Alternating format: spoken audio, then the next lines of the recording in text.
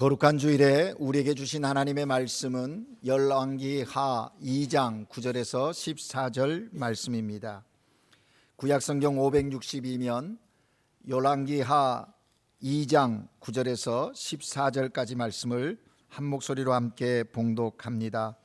건너매 엘리야가 엘리사에게 이르되 나를 내게서 데려감을 당하기 전에 내가 내게 어떻게 할지를 구하라. 엘리사가 이르되 당신의 성령이 하시는 역사가 갑절이나 내게 있게 하소서 하는지라. 이르되 내가 어려운 일을 구하는도다. 그러나 나를 내게서 데려가시는 것을 내가 보면 그 일이 내게 이루어지려니와 그렇지 아니하면 이루어지지 아니하리라 하고 두 사람이 길을 가며 말하더니 불수레와 불말들이 두 사람을 갈라놓고 엘리야가 해오리 바람으로 하늘로 올라가더라. 엘리사가 보고 소리 지르되 내 아버지여 내 아버지여 이스라엘의 병거와 그 마병이여 하더니 다시 보이지 아니하는지라. 이에 엘리사가 자기 옷을 잡아 둘로 찢고 엘리야의 몸에서 떨어진 겉옷을 주워 가지고 돌아와 요단 언덕에 서서 엘리야의 몸에서 떨어진 그 옷을 가지고 물을 치며 이르되 엘리야의 하나님 여호와는 어디 계시나이까 하고 그도 물을 치매 물이 이리저리로 갈라지고 엘리야가 건너니라. 아멘. 시온 찬양대가 하나님께 찬양 드립니다.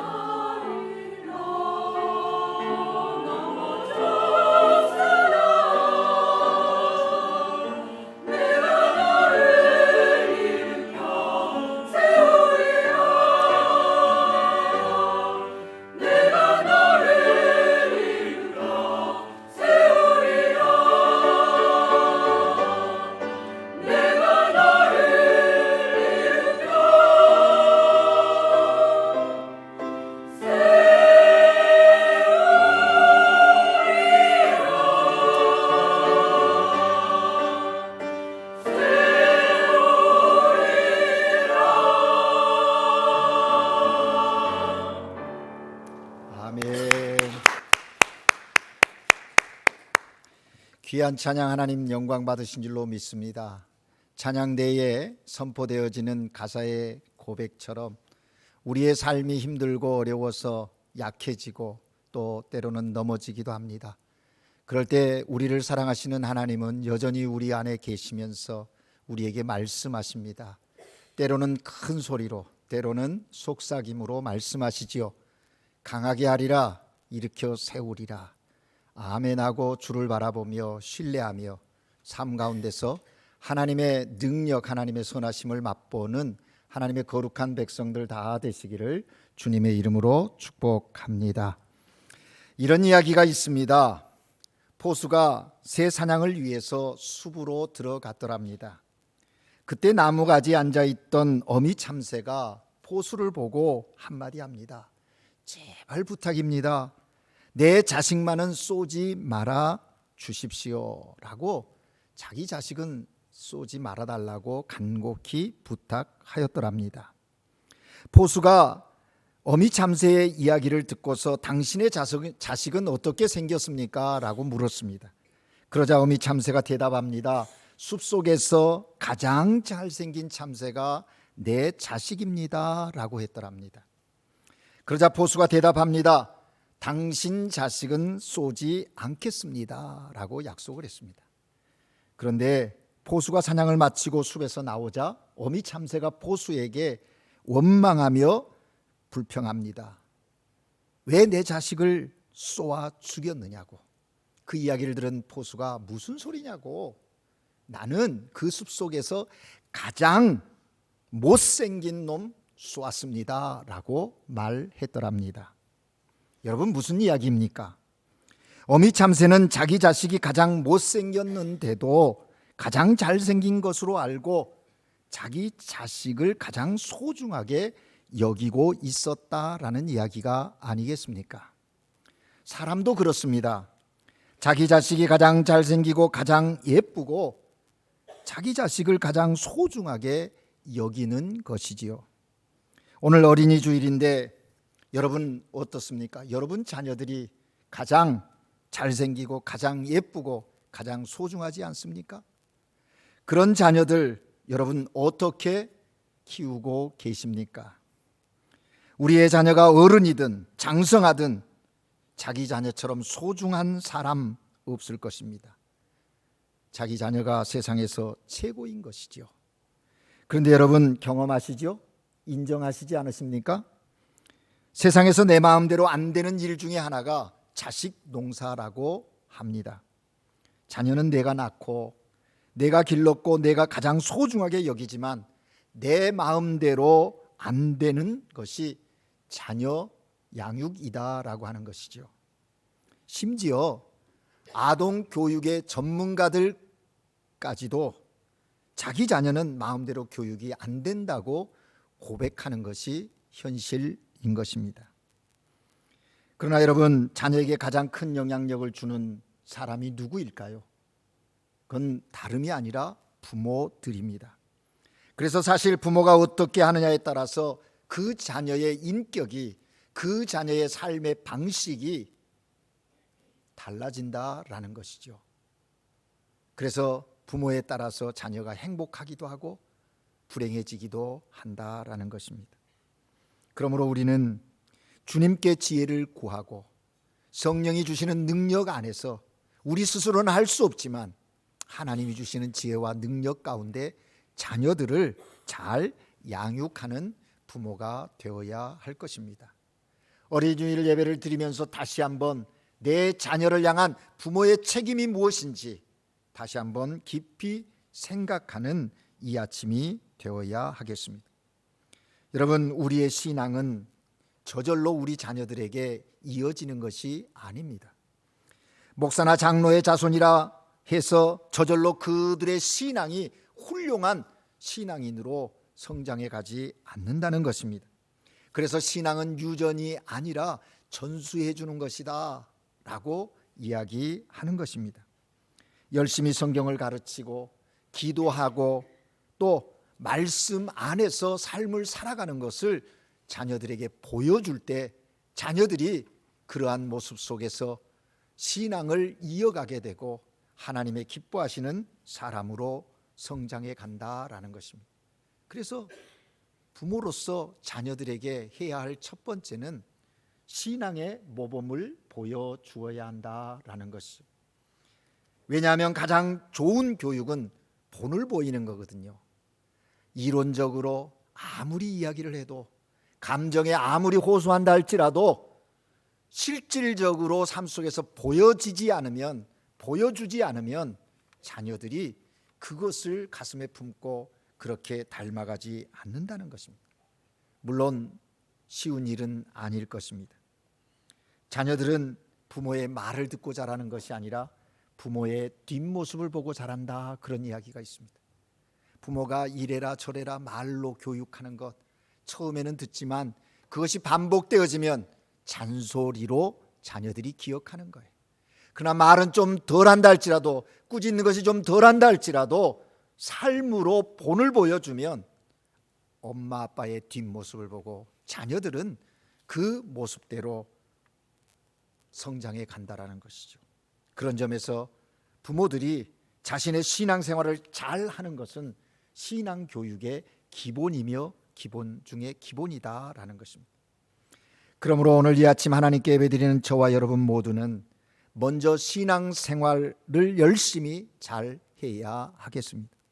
부지런히 성경 읽고 묵상하고 그 말씀, 내게 주신 그 말씀대로 삶을 실천하려고 하는 애씀이 자녀들에게 보여져야 한다라는 것입니다.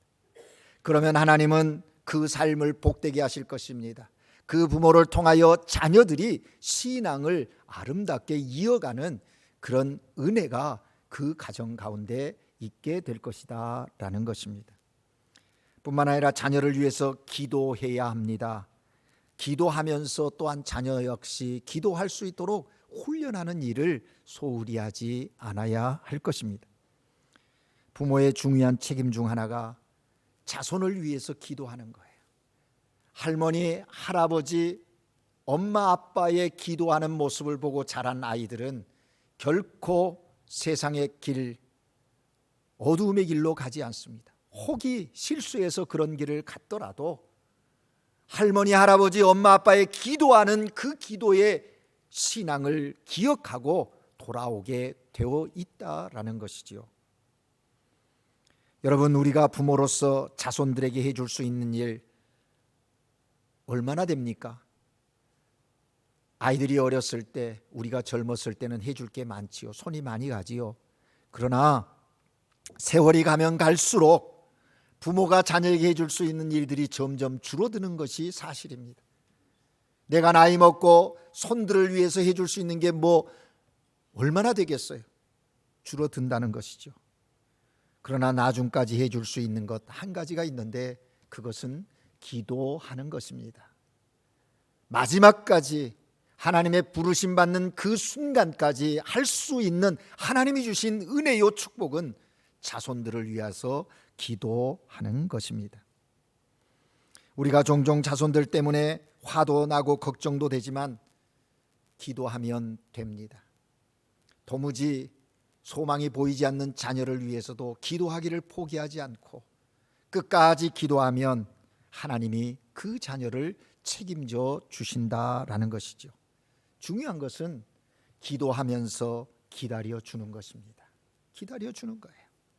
지금 내 자녀가 마음에 안 들어도, 지금 내 손녀가 썩 마음에 들지 아니한다 할지라도 기도하기를 쉬지 않고 계속 기도하시면 하나님께서 우리의 기도를 들으시고 그 자녀를 향한, 그 손을 향한 하나님의 놀라운 계획은 한치의 오차도 없이 이루어져 간다라는 것입니다. 그러기에 기도했으면 기다려야 해요. 요즘에 가정에 보면 부모가 자녀들에게 이야기합니다. 기다리지 못한다고. 너 왜 그렇게 기다림이 없니? 좀 기다려, 그래요. 어디 자녀들만 그러겠습니까? 자녀들도요, 젊은 애들도 이야기 들어보면 엄마 아빠는 기다림이 없다고, 너무 조급하다고, 좀 기다려줘야 하는데 그냥 무조건 욱박 지른다고 이야기하는 거예요. 여러분, 기다림은 신앙입니다. 하나님께 아뢰고 기도했으면 하나님이 역사하시고 인도하시고 그들을 통해서 하나님의 놀라운 일이 이루어질 것이라는 믿음을 가지고 기다림이 중요한 것이. 우리 자손들도 기다리며 기도하면 하나님이 반드시 인도해 주실 줄로 믿습니다. 그러므로 자녀를 위해서 기도하십시오. 자녀들과 함께 기도하십시오. 한 걸음 더 나아가 자녀들 스스로 기도하도록 경건의 훈련을 도전하는 부모들이 되어야 할 것입니다. 여러분, 하나님은 어떤 하나님입니까? 하나님은요, 각자의 하나님이세요. 무슨 얘기인가 궁금하시죠? 여러분 보십시오. 할아버지가 하나님을 어떻게 불러요? 하나님 아버지 그래요. 엄마 아빠도 하나님을 보고 아버지 그래요. 손자들이요? 하나님을 보고 할아버지 그러십니까? 아니지요. 아버지 그럽니다. 그래서 결국 이러한 모습을 보고 이런 얘기도 있답니다. 하나님은 손자를 두신 적이 없다. 하나님께는 손자가 없다는 거예요.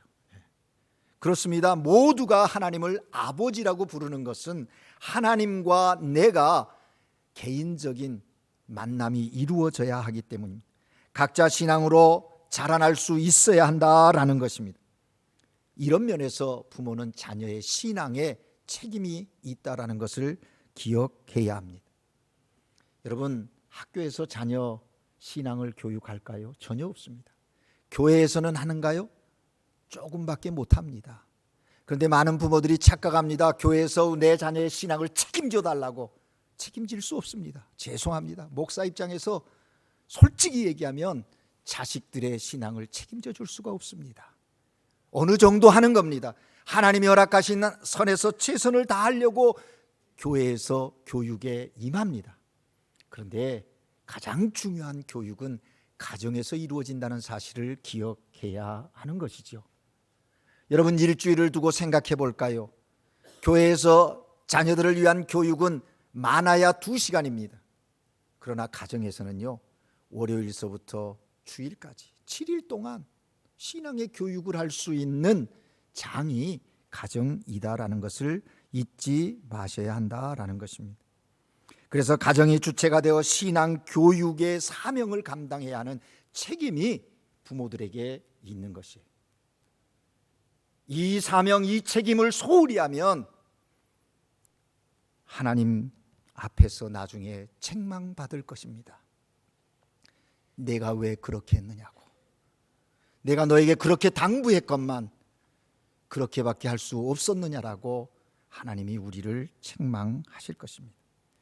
그러므로 우리는 자손들의 신앙 교육을 위해서 힘쓰고 애쓰고 정말 그들이 하나님의 사랑받는 자녀로 성장해 갈 수 있도록, 생활할 수 있도록 그들을 양육하는 일에, 그들에게 모범을 보이는 일에 소홀히 해서는 안 된다라는 것입니다. 어린이 주일을 맞아 하나님께 예배하는 여러분, 다시 한번 우리 스스로가 이것을 마음에 확실히 새길 수 있었으면 하는 것입니다. 여러분, 우리가 열왕기 상을 계속 읽었고 이번 주에 열왕기 하를 읽지요. 여러분, 열왕기 상하는 나뉘어져 있는 책이 아니에요. 한 권의 책입니다. 결국 열왕기 하도 이제 이어지는 내용이 뭐냐면 북이스라엘과 남유다 왕들에 대한 이야기를 전개해 갑니다. 그런데 단순히 그 왕들이 이스라엘을 이렇게 다스렸다, 남유다를 이렇게 다스렸다 하는 역사를 기록하고 있는 것이 아니라 그 역사를 진행해가는 왕들 배후에는 하나님이 계신다라고 하는 것을 매 왕들 역사를 말할 때마다 기록하고 있는 것에 주목해야 하는 것입니다. 무슨 얘기입니까? 역사의 주인은 하나님이시라는 것입니다. 우리의 삶을 이끌어 가시는 분도 하나님이시라는 것을 이 말씀을 통해서 우리에게 끊임없이 말하고 계시는 거예요. 그래서 이 열왕기 하를 읽으면서 우리가 들어야 할 메시지는 뭡니까? 여러 왕들에 대한 평가를 하시지만 그 평가의 내용의 결론의 메시지는 순종하면 복이고 불순종하면 심판이다, 멸망이다 하는 메시지가 이 열왕기 하에 계속 이어지고 있는 거예요. 그래서 불순종하는 자들에게 하나님의 사람을 보내어 말하게 하고, 또 순종하는 자들에게 하나님께서 약속하시는 것이 무엇인지에 대하여 끊임없이 말씀하고 계신다라는 것입니다. 여러분, 열왕기상을 다 읽고 이제 열왕기하를 시작했는데 열왕기하는 세대의 전환점을 가지고 있습니다. 아합 왕이 이스라엘의 가장 악한 왕이었던 아합 왕이 죽고 이제 아합 왕의 아들 아하시야가 왕위를 받게 되고 하나님의 사람 엘리야가 아합 시대에 하나님의 선지자로 하나님의 메시지를 전하였는데 세대가 바뀌어지면서 엘리사가 등장하는 내용이 열왕기하에 기록되어지고 있다라는 것이죠. 저는 오늘 우리가 함께 읽은 본문을 통해서 다음 세대를 위하여 무엇을 구해야 할 것인가, 아니 다음 세대가 무엇을 하나님께 구해야 할 것인가 하는 하나님의 음성을 본문을 통해서 들으려고 하는 것입니다. 오늘 본문은 엘리야 선지자의 사역이 엘리사에게로 계승되어지는 내용을 다루고 있어요. 하나님의 사람 엘리야는 큰 선지자였지 않습니까? 그럼에도 불구하고 19장을 보면 그도 탈진하고 힘겨운 시간을 보내요. 그럴 때 하나님은 그에게 먹을 것을 주시고 어루만지시고 또 사명을 부여해서 일으켜 세우시는 과정을 보았어요. 그 아름다운 사역을 다 마치고 이제 다음을 이어가야 할 엘리사의 시대를 열고 계신다라는 것입니다. 본문을 자세히 살펴보면 왜 하나님께서 엘리야의 뒤를 이어서 엘리사를 세워서 하나님의 거룩한 일을 이어가게 하시는가 하는 것을 깨달아 알 수 있는 것입니다. 우리는 그래서 이 본문을 통해서 엘리사에게 있었던 그 몇 가지 이유, 엘리사의 마음에 갖고 있는 몇 가지 이유를 발견하고 그 이유를 붙들고 우리도 다음 세대를 위하여 구할 뿐만 아니라 다음 세대들이 하나님께 향하여 부르짖어야 할 내용이 무엇인지를 깨닫는 그런 이 아침이 되기를 원하는 것입니다. 첫 번째가 무엇입니까? 하나님 나라의 거룩한 소망을 가지도록 구하여야 하는 것입니다. 본문 9절입니다. 함께 읽을까요? 9절 말씀 다시 한번 읽습니다. 시작. 엘리야가 엘리사에게 이르되 나를 내게서 데려감을 당하기 전에 내가 내게 어떻게 할지를 구하라. 엘리사가 이르되 당신의 성령이 하시는 역사가 갑절이나 내게 있게 하소서 하는지라. 아멘. 여러분, 우리는 이 말씀 속에서 엘리사의 마음을 엿볼 수가 있습니다. 우선 엘리사는 엘리야의 뒤를 이어서 하나님의 사역을 맡고자 하는 간절한 소망이 있었다. 거룩한 소망이 그 안에 있었다라는 것입니다. 어디 그뿐입니까? 엘리사는 엘리야 선지자가 감당했던 그 사명을 수행하는데 성령의 능력이 갑절로 자기에게 임하기를 구하고 있다라는 것입니다. 무슨 얘기입니까? 하나님의 나라의 거룩한 소망이 자기 자신에게 갑절로 임하기를 원했다라는 거예요. 옛날 개역 성경에는 영감을 갑절로 내게 주소서라고 기록하고 있습니다. 여러분, 엘리사가 이렇게 구한 것이 엘리사가 교만해서일까요? 제자가 감히 선생님의 보다 더 탁월한 일을 하겠다고 교만해서 이렇게 구한 것일까요? 그렇지 않습니다. 사실 당시 이스라엘의 율법에 의하면 장자는 갑절의 몫을 취하도록 특권이 있다는 겁니다. 형제들 가운데, 여러 형제들 가운데 마지는 두 몫을 가질 수 있는 특권이 있다는 거예요. 그렇다면 무슨 얘기입니까? 엘리사는 엘리야의 선지자직이 많은 선지 생도들에게 나뉘어질 때, 분배되어질 때 자신은 두 몫을 원한다라는 거예요. 그 무슨 얘기입니까? 장자처럼 그렇게 정말 하나님의 일들을 최선을 다해서 그 분깃을 감당하고 싶다고 고백하는 내용이라 하는 것입니다. 그렇습니다. 여러분, 엘리사에게는 남다른 하나님 나라의 거룩한 소망이 있었습니다. 그것도 다른 사람들과 구별되어 선지자로서 갑절로 쓰임받기를 원하는 거룩한 소망이 있었다라는 거예요. 오늘 하나님 앞에 예배드리는 여러분 모두 주님의 나라를 위하여 엘리사처럼 갑절로 쓰임받기를 소망하는 거룩한 소망, 거룩한 그런 충성된 마음이 여러분 가운데 있기를 주의 이름으로 축복합니다. 하나님께서는 이런 거룩한 소망을 귀히 보시고 그를 당대에 영향력 있는 하나님의 사람으로 세워주셨습니다. 여러분, 오늘도 다음 세대에도 하나님께서는 이런 거룩한 소망을 가지고 있는 사람을 찾고 계신다라는 것이죠.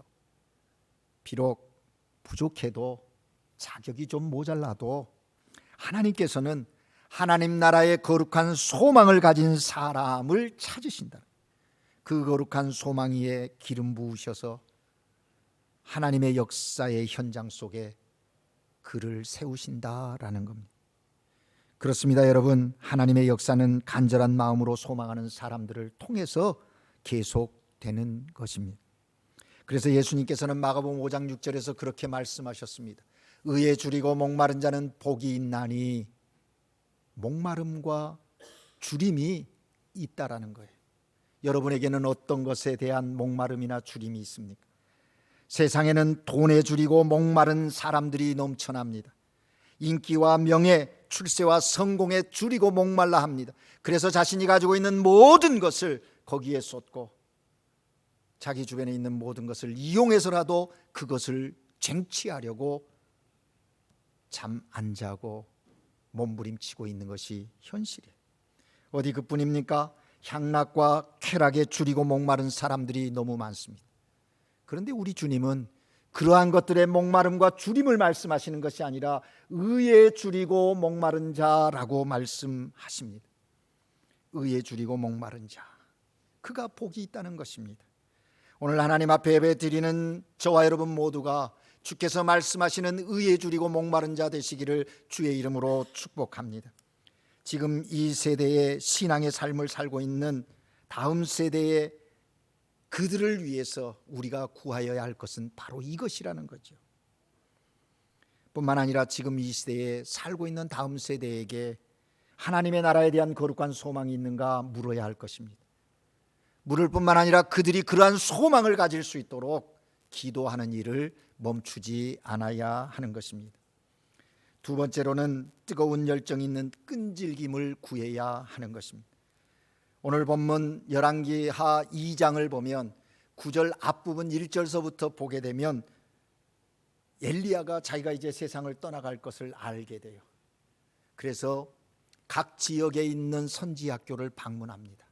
그리고 그곳에 있는 선지 생도들을, 오늘날로 말하면 신학생들을 위로해주고 격려하려고 하는 것이죠.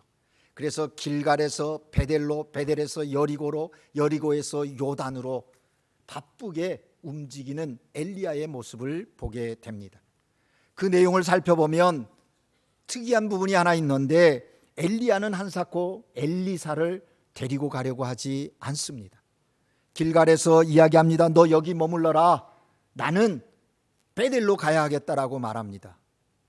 또 베델에서 여리고를 갈 때도 동일하게 말하고, 여리고에서 요단으로 갈 때에도 그렇게 말한다는 거예요.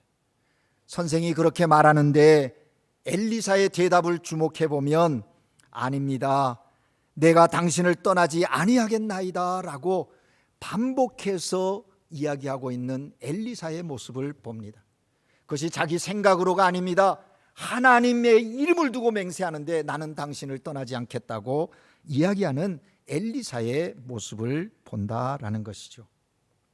여러분, 도대체 엘리야는 왜 엘리사를 떼어놓으려 했을까요? 그리고 엘리사는 또 왜 한사코 엘리야와 떨어지지 않겠다고 끝까지 따라가겠다고 했던 것일까요? 아마도 엘리야는 엘리사를 테스트해 보려고 했던 것 같습니다. 그냥 한 번쯤 너 따라오지 마 그러고 마는 것이 아니라, 그런데 또 따라오니까 또 가고, 정말 이 친구가 끈질기게 하나님이 맡겨주신 사명을 감당할 수 있는지 없는지 테스트해 보는 거예요. 엘리사는 3번이나 반복되는 스승의 명령에 3번이나 똑같은 답을 끈질기게 했다라는 것이, 그리고 따라갑니다. 엘리야가 이때 엘리사를 마음들어 한 것 같습니다. 그래서 함께 요단을 건너겠죠. 그런 엘리사의 모습을 지켜보시는 분이 계시, 하나님이 지켜보고 계셨다는 거예요. 끈질김이 있는 이 엘리사, 이는 엘리야의 버금가는 하나님의 일을 진행할 수 있을 것이라 생각하신 것이지요. 그래서 맡기시는 거예요. 그렇습니다, 여러분. 하나님의 역사는 아무나 이어받는 것이 아닙니다. 이처럼 뜨거운 열정으로 끈질김이 있는 하나님의 사람이 하나님께 쓰임받는 자 되는 것입니다. 그래서 우리에겐 아무리 어렵고 힘들더라도 참고 때를 기다리는 그 끈질김이 필요한 거예요. 주님께서 우리에게 맡기신 일을 행할 때 내 기분에 좀 들어서 결정하고 따라가다가도 좀 틀어지면 아니라고 떠나갈 것이 아니라 시작한 그 일, 하나님이 맡겨주신 거룩한 그 자리, 그 일을 끝까지 붙들고 나가는 끈질김이 우리에게 요구되어진다라는 것입니다. 그래서 믿음의 특성은 인내입니다. 여러분이 잘 아시는 노아는 하나님이 온 세상을 물로 심판하시겠다 하고 방주를 지어라 짓기를 120년 기다렸다는 것 아십니까? 끈질김이 필요해요. 모세도 역시 40년이라는 시간을 기다리는 끈질김이 그에게 있었다라는 것입니다. 여러분, 우리에게도 이런 끈질김이 필요합니다. 특히 다음 세대인 우리 자녀들에게 이런 끈질김이 필요하다라는 사실이죠. 뭘 시작했다가 금방 그만둘 것이 아니라 시작했으면 거룩한 일, 하나님의 나라를 위한 거룩한 일을 시작했으면 끈질기게 그걸 붙들고 실험해야 한다라는 거예요. 이제 우리도, 우리 다음 세대도 엘리사에게 있었던 뜨거운 열정의 끈질김이 있기를 하나님께 구해야 할 것입니다. 마지막으로 오늘 본문에서 엘리사의 마음속에서 우리가 깨달아야 할 것은 영안이 열림이 있도록 구해야 한다라는 것입니다. 오늘 본문 10절을 함께 읽겠습니다. 10절을 같이 읽습니다. 시작. 이르되 내가 어려운 일을 구하는도다. 그러나 나를 내게서 데려가시는 것을 내가 보면 그 일이 내게 이루어지려니와 그렇지 아니하면 이루어지지 아니하리라 하고 아멘. 엘리사가 엘리야에게 성령이 하시는 역사를 갑절이나 있게 구해요. 그럴 때 엘리야의 대답이 무엇입니까? 내가 어려운 일을 구하는구나. 내가 어려운 일을 구하는구나. 무슨 의미일까요? 엘리사가 너무 큰 것을 구하는 모습을 보면서 엘리야가 괘씸해서 내가 나에게 큰 것을 구하는구나, 내 분수도 모르고, 뭐 이런 의미일까요? 그렇지 않다는 것이죠. 엘리야는 자신이 누구인지를 압니다. 성령의 역사는 많이 주고 적게 주는 것, 자기의 권한에 있는 것이 아님을 인정하고 있다라는 것이죠. 이 어려운 불가능한 것도 불가능한 일이 아니라 하나님이 자신을 하늘로 데려갈 때에 그것을 보면이라고 말합니다. 엘리사로 하여금 그것을 보게 하는 이가 누구일까요? 그것을 보면 그 소원대로 된다고 말하고 있는 것입니다. 하늘의 능력과 은혜는 결국 하나님의 주권과 섭리 속에 있음을 엘리야는 엘리사에게 말하고 있다라는 것이죠. 한마디로 내 영안이 열려서 엘리야의 승천하는 것을 보게 되면 하나님께서 그렇게 해주실 것이다 말씀하는 거예요. 그 말이 끝날 때 불수레와 불말들이 나타나서 그 두 사람 사이를 갈라놓습니다. 엘리야가 해오리바람을 타고 하늘로 올라갑니다. 그런데 12절에 보면 그때에 엘리사가 그것을 보았다라고 기록하고 있는 것입니다. 여리고에 있던 다른 생도들은 보지 못했는데 이 엘리야는 그것을 보았다라는 거예요. 그때 영안이 열려 엘리사가 엘리야의 몸에서 떨어진 겉옷을 붙잡습니다. 그리고 그 옷으로 물을 치자 물이 이리저리로 갈라지게 되었다 기록하고 있는 거예요. 여러분, 성령이 갑절이나 임하도록 구한 이 일이요, 열왕기상의 엘리야의 기적들과 사역들의 갑절이 엘리사에게 나타나는 것을 보게 돼요. 오늘 본문 15절에서도 분명하게 말합니다. 여호와의 여리고에 있는 선지자의 제자들이 그를 보며 말하되 엘리야의 성령이 하시는 역사가 엘리사 위에 머물렀더라 깨달아 알게 되었다는 거예요. 여러분, 실제로 엘리사는 남들이 보지 못하는 것을 볼 줄 아는 영안이 열려 있었습니다. 이것은 그의 사역 가운데 여러 차례 확인되어질 수 있어요. 여러분이 이제 열왕기하를 읽어 나가다 보면 하나님이 엘리사를 통해서 어떤 일을 하는가, 엘리사의 영안이 어떻게 열려졌는가를 주목해서 보실 수 있습니다. 가장 대표적인 사건이 열왕기하 6장에 보면 나타나고 있는 겁니다. 아람 군대가 이스라엘을 침공해 왔어요. 먼저 엘리사를 죽이려고 엘리사가 머물고 있는 도단성으로 그 군사를 이끌고 온 거예요. 엘리사의 종이 보니까 그 군사와 말과 병거가 도단성을 에워싸고 있는데 엄청난 숫자가 에워싸고 있더라는 겁니다. 너무 두려워서 엘리사에게 와서 그 사실을 이야기하는 거예요. 그때 엘리사가 이렇게 대답합니다. 두려워 말라. 우리와 함께하는 자가 그들과 함께하는 자보다 더 많다는 것입니다. 사환이 나가서 보았는데 그게 현실이 아닌데 지금 주인이 하는 말은 이해가 되어지지 않는 거예요. 그럴 때 엘리사가 기도합니다. 어떤 기도를 합니까? 여호와여 원하건대 그의 눈을 열어서 보게 하옵소서. 엘리사가 종의 눈을 열어달라고 기도해요. 그러니까 이 사환의 눈이 열려서 보았더니 불말과 불병거, 즉 하나님의 군대가 산을 가득 싸고 있는 것을, 엘리야를 에워싸고 있는 것을 보게 되었다라고 말하고 있는 것입니다. 그렇습니다. 여러분, 엘리사는 영안이 열려 있었던 사람입니다. 여느 사람들이 볼 수 없었던 것을 볼 수 있었습니다. 하나님의 놀라운 역사를 볼 수 있었다는 것입니다. 오늘 이 시대를 살아가는 우리 그리스도인들이 세상을 바라볼 때 세상 사람들이 보지 못하는 하나님의 시선으로 세상을 보고 내 삶을 보고 공동체를 보고 가정을 볼 수 있는 영적인 눈이 열려 있어야 하는 것입니다. 우리뿐만 아니라 다음 세대를 위하여 우리가 기도해야 할 책임이 있는데 어떤 기도입니까? 내 사랑하는 자녀들이, 우리의 다음 세대가 영안이 열려서 세속을 쫓아가고 세속의 유행에 휩쓸려가는 것이 아니라 그 상황과 그 문화 속에서도 하나님의 시선으로 볼 수 있는, 하나님의 관점으로 볼 수 있는 그런 영안이 열려 영적인 분별력을 갖고 살아가도록 해야 한다라는 것입니다. 그래서 우리는 우리의 다음 세대가 엘리사처럼 영안이 열려 하나님의 계획을 볼 수 있도록, 순종하여 하나님의 영광을 볼 수 있도록 기도해야 하는 것입니다. 이제 말씀을 정리합니다. 지금 우리는 영적인 비상시대를 살고 있습니다. 감성과 이성은 무진장하게 생각할 수 없도록 발전해가고, 그런데 영성은 날로 퇴보되어져 가고 있는 느낌입니다. 사탄은 끊임없이 우리의 신앙을 뒤흔들려고 여러 모양으로 우리에게 다가옵니다. 이러할 때 우리는 어떻게 해야 합니까? 무엇으로 무장해야 합니까? 무엇을 하나님께 구해야 할 것입니까? 오늘 엘리사를 통하여 우리에게 말씀하시는 성령의 음성을 붙들고, 주여 우리의 영안이 열리게 하옵소서.